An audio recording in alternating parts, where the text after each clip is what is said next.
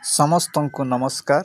ମୁଁ ଆଜି ଆପଣମାନଙ୍କୁ କୋଣାର୍କ ମନ୍ଦିର ନିର୍ମାଣର ଯିଏକି ସନ୍ତାନ ଧର୍ମପଦ କାହିଁକି ସେ ହତ୍ୟା କରିଥିଲେ, ଉଦ୍ଦେଶ୍ୟ କ'ଣ ଥିଲା, ସେହି ବିଷୟରେ ଆମ୍ଭେମାନେ ଆଲୋଚନା କରିବା। ଭିଡ଼ିଓଟିକୁ ଆପଣମାନେ ଶେଷ ପର୍ଯ୍ୟନ୍ତ ଦେଖନ୍ତୁ, ତାହେଲେ ସମସ୍ତ ବିଷୟ ବିବରଣୀ ବୁଝିପାରିବେ। ସେମାନେ ଦଧିନଉତି ବସାଇ ପାରିଲେ ନାହିଁ। ଶେଷରେ ରାଜା ଆଦେଶ ଦେଇ ସେ କାରିଗରମାନଙ୍କୁ କହିଲେ, ଶୁଣ ହେ 1200 କାରିଗରଗଣ, ଯଦି ଆଜି ରାତି ମଧ୍ୟରେ କୋଣାର୍କ ମନ୍ଦିରର ଚୂଡ଼ ଅର୍ଥାତ୍ ଦଧିନଉତି ନ ବସେ, ତାହେଲେ ଆସନ୍ତାକାଲି ପ୍ରଭାତେ ସମସ୍ତଙ୍କର ମୁଣ୍ଡ ଛେଦନ ହେବ।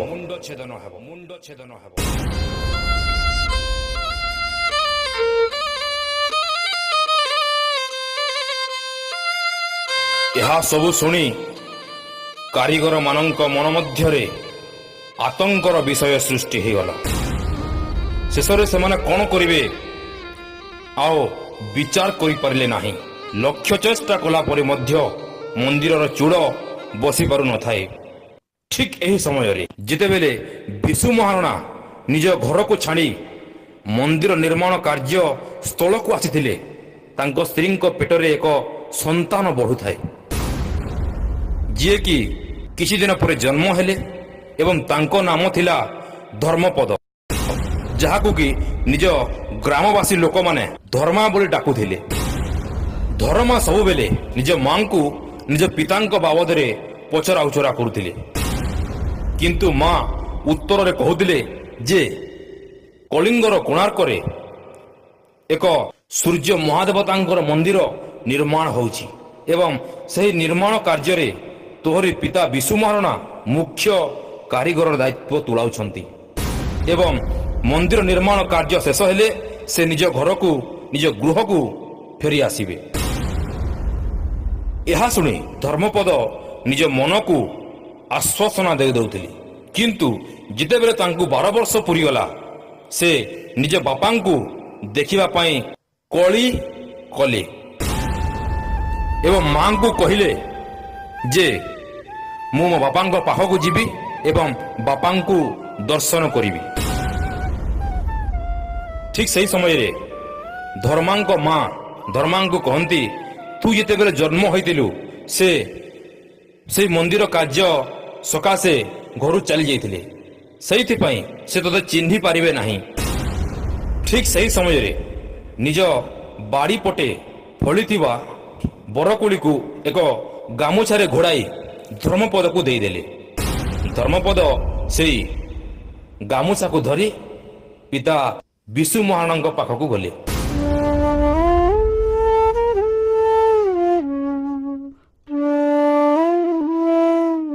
ଅନେକ ବାଟ ଗଲା ପରେ ସେ ମନ୍ଦିର ନିର୍ମାଣ କାର୍ଯ୍ୟସ୍ଥଳରେ ପହଞ୍ଚିଲେ ଏବଂ ଅନେକ କାରିଗରଙ୍କ ମଧ୍ୟରେ ନିଜ ପିତା ବିଶୁ ମହାରଣାଙ୍କୁ ଖୋଜିଲେ, କିନ୍ତୁ ଅନେକ ଖୋଜାଖୋଜି ପରେ ସେ ନିଜ ପିତାଙ୍କୁ ପାଇଲେ ନାହିଁ।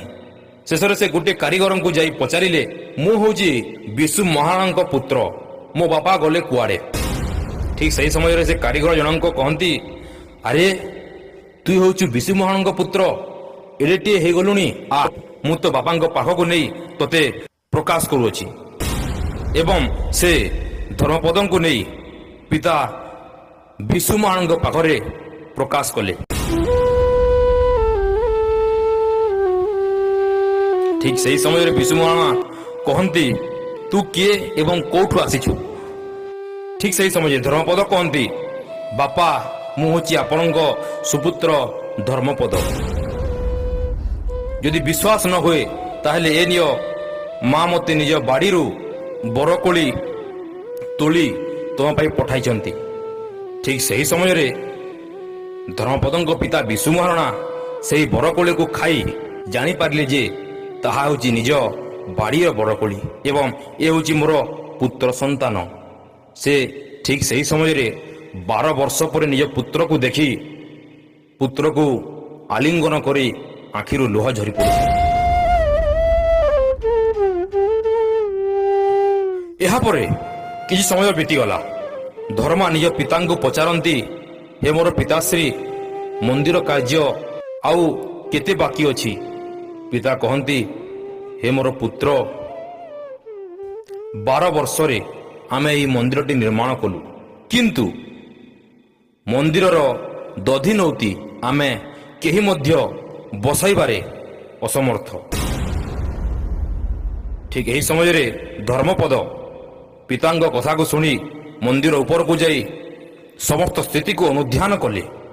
ଅନୁଧ୍ୟାନ କରିସାରିବା ପରେ ନାପଯୋଖ କରି ଶେଷରେ ସେ ଦଧିନଉତିକୁ ମନ୍ଦିର ଚୂଡ଼ରେ ବସାଇ ଦେଲେ।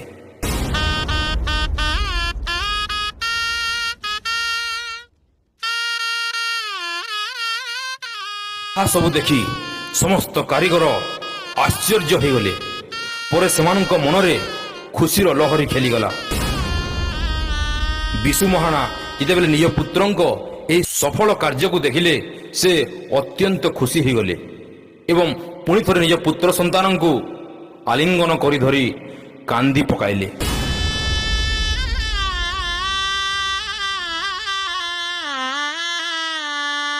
ଠିକ୍ ଏହି ସମୟରେ ଜଣେ କାରିଗର ଭାଇ ଆସି କହିଲେ, ଯେଉଁ କାର୍ଯ୍ୟକୁ 1200 ବଢ଼େଇ 12 ବର୍ଷରେ କରିପାରିଲେ ନାହିଁ, ସେହି କାମକୁ ଏକ 12 ବର୍ଷର ଛୋଟ ପିଲା କରି ଦେଖାଇଦେଲା। ଯଦି ଏହିସବୁ କଥା ରାଜା ଜାଣନ୍ତି, ତାହେଲେ ସମସ୍ତ କାରିଗର ମାନଙ୍କ ମୁଣ୍ଡ ଛେଦନ ହେବ। ଠିକ୍ ଏହି ସମୟରେ ମହାନ ଧର୍ମପଦ ଆସି କେତୋଟି ବାକ୍ୟ କହିଲେ, ହେ ମୋର କାରିଗର କୂଳ, ଚିନ୍ତା କରିବାର କୌଣସି ବିଷୟ ନାହିଁ।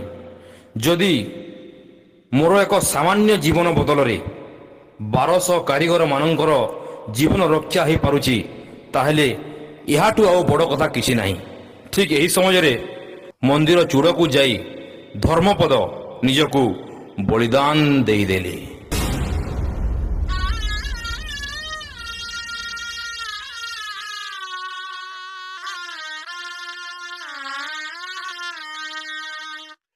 ଏହାପରେ କାରିଗର ମାନଙ୍କ ମଧ୍ୟରେ ଦୁଃଖର ଲହରୀ ଖେଳିଗଲା।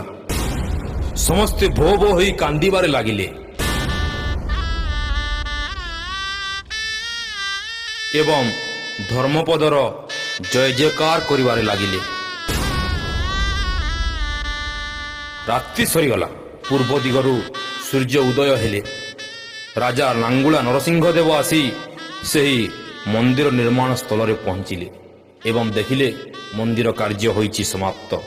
ଅତ୍ୟନ୍ତ ଖୁସିରେ ସେ ସମସ୍ତ କାରିଗର କୂଳଙ୍କୁ ଧନ୍ୟବାଦ ଅର୍ପଣ କଲେ। ଏହି ଭିଡ଼ିଓରୁ ଆମମାନେ ଦେଖିବାକୁ ପାଇଲୁ ଯେ 1200 ବଢ଼େଇମାନଙ୍କର ମୁଣ୍ଡ କଟା ଯାଇଥାନ୍ତା। ଏଥି କାରଣରୁ ସାନ ପିଲା ହେଲେ ମଧ୍ୟ ସେ ନିଜ ଜୀବନକୁ ଦାନ କଲେ। ଏହିପରି ଜଗତରେ କେହି ଅନ୍ୟ ଜଣଙ୍କ ନିମନ୍ତେ ନିଜର ପ୍ରାଣ ଦାନ କରିବା ନିମନ୍ତେ କେହି ମଧ୍ୟ ବାହାରିବେ ନାହିଁ। ଏହି ପ୍ରକାର 1200 ବଢ଼େଇମାନଙ୍କ ନିମନ୍ତେ ଏହି ଛୋଟ ବାଳକ ଯେପରି ନିଜର ପ୍ରାଣ ଦାନ କଲେ,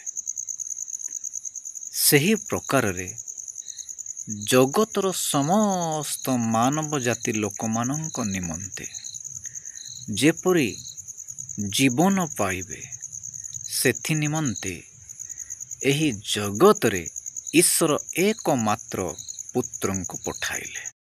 ତାହା ପବିତ୍ର ଧର୍ମଶାସ୍ତ୍ର ପୁସ୍ତକ ବାଇବଲ ଯୋହନ ଲିଖିତ ସୁସମାଚାର 3 ଅଧ୍ୟାୟ 16 ପଦରେ ଆମମାନଙ୍କୁ ଲେଖାଯାଏ, କାରଣ ଈଶ୍ୱର ଜଗତକୁ ଏଡ଼େ ପ୍ରେମ କଲେ ଯେ ସେ ଆପଣା ଅଦ୍ୱିତୀୟ ପୁତ୍ରଙ୍କୁ ଦାନ କଲେ, ଯେପରି ଯେ କେହି ତାହାଙ୍କଠାରେ ବିଶ୍ୱାସ କରେ ସେ ବିନଷ୍ଟ ନ ହୋଇ ଅନନ୍ତ ଜୀବନ ପ୍ରାପ୍ତ ହେବ। କାରଣ ଈଶ୍ୱର ଦେଖନ୍ତୁ ଜଗତରୁ ନିଜର ଏକମାତ୍ର ପୁତ୍ରଙ୍କୁ ଜଗତକୁ ପଠାଇଲେ। ସେ ପୁତ୍ର ମଧ୍ୟ କହନ୍ତି, ମୁଁ ନିଜର ପ୍ରାଣ ଦାନ କରିବାରୁ ମୋହର ପିତା ମୋତେ ପ୍ରେମ କରନ୍ତି। ସେ ପୁତ୍ର ଜଗତକୁ ଆସି ସମଗ୍ର ଜଗତ ନିମନ୍ତେ ନିଜର ପ୍ରାଣ ଦାନ କଲେ। ମାନେ ଆମମାନେ ଜାଣିବାକୁ ଉଚିତ ଯେ ଏ ଜଗତରେ ଜଣେ ସୁଦ୍ଧା ଧାର୍ମିକ ନାହିଁ। କେବଳ ଏ ସମସ୍ତ ପାପୀ ମନୁଷ୍ୟକୁ ଉଦ୍ଧାର କରିବା ନିମନ୍ତେ ଆଉ ପ୍ରାଣକୁ ଜୀବନକୁ ବଞ୍ଚାଇବା ନିମନ୍ତେ ନିଜକୁ ବଳି ହେବା ନିମନ୍ତେ ଏ ଜଗତରେ ପ୍ରଭୁ ଯୀଶୁଖ୍ରୀଷ୍ଟ ପ୍ରକାଶିତ ହେଲେ। ତେଣୁ ଯେଉଁମାନେ ତାହାଙ୍କଠାରେ ବିଶ୍ୱାସ କରିବେ ସେମାନେ ଈଶ୍ୱରଙ୍କର ସନ୍ତାନ ହେବା ନିମନ୍ତେ ଅଧିକାର ପ୍ରାପ୍ତ ହେବେ। ତେଣୁ ପ୍ରତ୍ୟେକ ଭାଇ ଓ ଭଉଣୀମାନେ ଆମ୍ଭେମାନେ ଜାଣିବା ଆବଶ୍ୟକତା ଏକମାତ୍ର ଈଶ୍ୱର ଅଛନ୍ତି। କେବଳ ତାହାଙ୍କଠାରେ ସଂଯୁକ୍ତ କରିବା ନିମନ୍ତେ ଏକମାତ୍ର ମଧ୍ୟସ୍ଥ ମନୁଷ୍ୟ ପୁତ୍ର ଅଛନ୍ତି। ତାହାଙ୍କ ଦ୍ୱାରା ମାନେ ଈଶ୍ୱରଙ୍କ ନିକଟକୁ ଯାଇପାରିବା। ତେଣୁ ସେ ଜଗତକୁ ଆସି କହିଲେ, ମୁଁ ପଥ ସତ୍ୟ ଓ ଜୀବନ, ମୋ ଦେଇ ନ ଗଲେ କେହି ପିତାଙ୍କ ନିକଟକୁ ଯାଇପାରେ ନାହିଁ। ତେଣୁ ଆମ୍ଭେମାନେ ଦେଖିଲୁ 1200 ବଢ଼େଇମାନଙ୍କ ନିମନ୍ତେ ଏହି ବାଳକ କେବଳ ଜୀବନ ଦାନ କରିଥିଲେ। କିନ୍ତୁ ପ୍ରଭୁ ଯୀଶୁଖ୍ରୀଷ୍ଟ ଏ ସମଗ୍ର ମାନବ ଜାତି ନିମନ୍ତେ ନିଜର ପ୍ରାଣ ଦାନ କରିଛନ୍ତି। ଏହା ଆପଣମାନେ ବିଶ୍ୱାସ କରିବା ନିହାତି ଆବଶ୍ୟକତା ଅଛି।